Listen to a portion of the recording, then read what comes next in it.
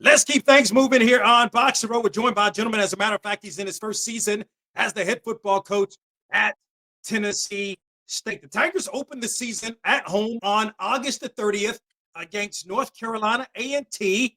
Reggie Barlow is no stranger to BOXTOROW as he joins us here on the program. What's going on, Coach Barlow? Man, all is well. How you doing? Doing good. I'm doing great, man. I just, I want to start here. Good, man. You've got a phenomenal. I've got to start with your staff, man. Like your staff is phenomenal. Either guys that are Tennessee State guys, most of them, or guys that you are familiar with. For instance, Shannon Harris, the co-offensive coordinator, also Toriano Morgan, both of those Tennessee State guys who are your co-offensive coordinators. Kevin Mishak, I think this is maybe his second or third stint with Tennessee State as a recruiting coordinator. Cedric Thornton. I guess you guys played together at Alabama State, maybe. Like, just talk about this. Greg Williams, who coached with you at the DC Defenders, and of course, longtime assistant coach of the National Football League. Just talk about the staff you've assembled. Yeah, we're real happy that these group of guys decided to come and coach with us. Obviously, the relationships that we've had, Shannon Harris and I coached together at Alabama State and Virginia State. Toriana Morgan, we coached against each other in the CIAA, and he did a good job over there. So definitely want to have him. Eventually came to Virginia State and coached with us.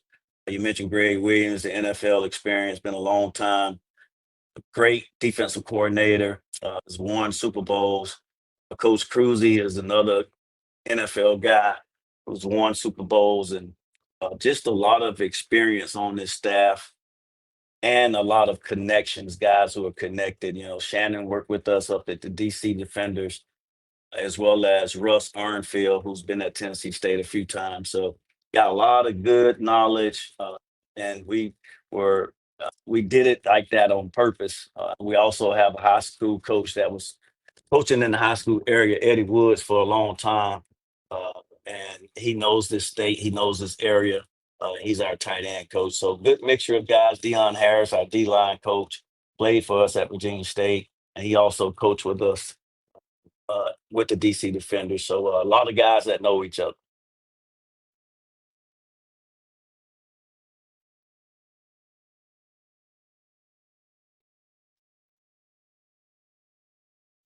Yeah, no, it's no question about it. And of course, we had Shannon Harris on the program back a couple of months ago when the DC Defenders won the championship. So, when you come into a program like that, a lot of guys have left, uh, and so forth. So, can you speak to how you've been able to build the roster? Yeah, so when we got the job, when we were blessed to get the job, Dr. Allen and President Tucker, we had to hit the ground running. When we got here, it was only like 40 some players on the team. Many of them, there were some seniors that left, of course, but then there was a lot of guys that got in the transfer portal that had success here. So we had to hit the ground running. And Coach Mashak, myself, Sid Thornton were the initial guys that was here on staff. And we just had to recruit every position. And Coach Russ was here as well. So we went and recruited for guys that can be plug and play. And then also we recruited for depth. And we've been able to get our numbers up to about 98 right now. So the guys did a good job of just hammering in there and going and recruit guys and adding depth to our team. The voice of Reggie Barlow. He's the new head football coach at Tennessee State. He joins us here on Box to Row. Who, if you had to name a starting quarterback today, Coach Barlow, who would that be? Probably me. We can't say right now because we're still in a heated competition, but we have some guys that are working hard. Jonathan Palmer, McCrary. We have a kid, Byron McNair, that's here. Ryder. These guys have been competing. Shannon Harris knows the quarterback position, so he's going to do a good job of evaluating these guys and seeing who's going to be that guy. But It's been a real cool competition. I've enjoyed watching these guys compete in camp, and still got some days to go before we have to announce the starting quarterback. So we'll see which one of these guys rise to the top. Yeah, who are some of the other guys you're expecting to step up for you? I mean, this was a, I realize, and you're right. I mean, you only had 40, as you mentioned, 40 players. This was a team that shared the Big South OVC championship last year and went on to appear in the playoffs. First time Tennessee State had appeared in the playoffs, I believe, since 2013, where it won a playoff game against Butler. But like, who are some of the other guys? You still have some guys that were left over from last year's team. Yeah, there are some guys that came back, and we're looking forward to them stepping up and making plays. Juju is one of our offensive linemen, a left tackle, long kid, freshman kid that played here last year, did some good stuff for us. Anthony Smith, one of our offensive linemen, guard, kind of, he's played and started here for the championship team. So, he's the leader on our offensive side of the ball. We have Devon Starling, a running back that played here a few years ago, that transferred out. He's coming back and he'll be playing here. So excited about him. Kendrick Rhymes is another one, played for Southern University, but he'll be here with us this season. So looking forward to that. And then on the defensive side is Marlon Huff and um, uh, Dominique Dixon. I mean, there's a lot of guys that have been itching at the bit to get their chance to play. These guys will be stepping in, playing for us on defense. Jayton at the cornerback position, and Kai Key, one of our safeties. These guys have uh, played a good bit on the special teams last year, and played a little bit, and now this year they're ready to take the reins and be starters for us. What did Coach Barlow you learn about yourself as the head coach in professional football with the DC Defenders, where you had some success? 2023 played in the championship game. Yeah, I mean, it's the pro guys obviously they're a little bit more, they take care of their bodies. There's certain things that you don't have to keep reiterating with the pro guys as you do with college guys, because they're gonna take care of their bodies. They do catch on to stuff quicker, so you don't have to rep it as much, or you can give them a lot and they're able to handle it uh, with the pro guys because you have all day with them. But college guys, they are passionate about the game. They want to learn. They want to be coached hard, and that's what we're doing with them. So just still same philosophy, still approach on how we go about doing our business, how we instill our language, and how we want our guys to practice. So, but from a philosophy standpoint and from a mission standpoint, it's still the same.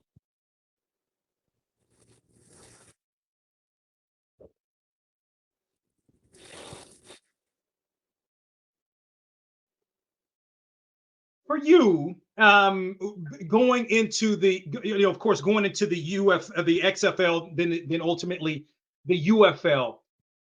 Did you see that as an opportunity to either get back into coaching, or to say college coaching at a higher level? Did you foresee it as an opportunity to get into the National Football League? How did you view your time in the XFL/UFL? Yeah, I mean, it was just a chance. It was the time that you see big time college ball, you see professional football, and it was just a chance to go and see how we would measure up against the coaches that were in that league and coaching against them. So that was the driving force to be able to get a chance to coach on another level. I had been in HBCU ball for a long time, so um, that experience was great. Learned a lot, saw a lot. Know that we belong. And, if it had landed an NFL position, that would have been great. Still not too late for any of that. But just a good experience to get a chance to coach pro guys, to coach uh, the pro game with pro hashes and all that stuff. And then, of course, to be able to go and see how you measure up with your team against Wade Phillips and Bob Stoops and some of those guys. But great experience for us, and we enjoyed it. Uh, Tennessee State. What made Tennessee State the right job for you? Yeah, it's Big Blue. I've always admired Tennessee State from afar. I've always thought that this was one of the top HBCU jobs, FCS jobs, because of the history and the tradition here and the things that they have here. And I thought I knew their history until I got here, man. This is an amazing place. A lot of guys have played here and done well. Um, Went on to the NFL and did their thing there, Hall of Famers. So it's just a good spot.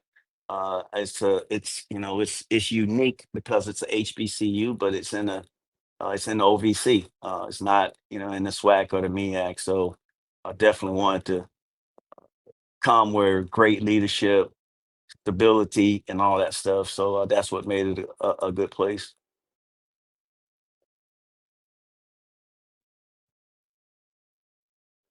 You mentioned the NFL, and you still have some an opportunity. You may have some opportunities in the future, particularly with what you had with pro ball. You played at Alabama State.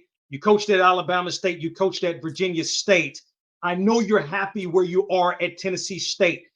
That said, because there have not been many, there's only been two, maybe three graduates of HBCUs that have coached at the FBS level. Do you think that will, in fact, come to fruition if you if if that's something that you want to do?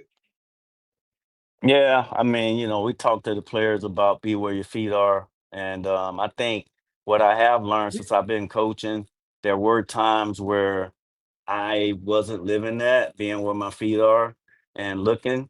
But I've learned now to be where my feet are, not be looking, not be chasing. And usually that's when it comes. That's what happened for Virginia State when I got that job. That's what happened when I got the DC defender job, and the same way when I got this one. So just being focused here and obviously owning this and building off of the championship season they had last year. But I love Tennessee State. It's a great place, great leadership. Um, just a lot of great things to like, and a great city. So yeah, we're gonna be where our feet are for now, and see how we can do in this OVC Big South Conference.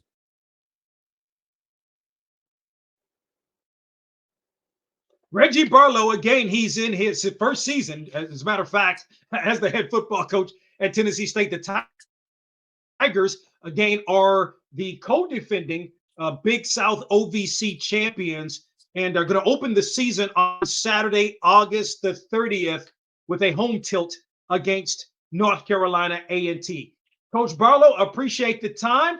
Continued success to you and the Tigers this season. Man, keep doing good work like you've been doing for all these years. Really appreciate you having us on, and we really appreciate you telling our story. So thank you.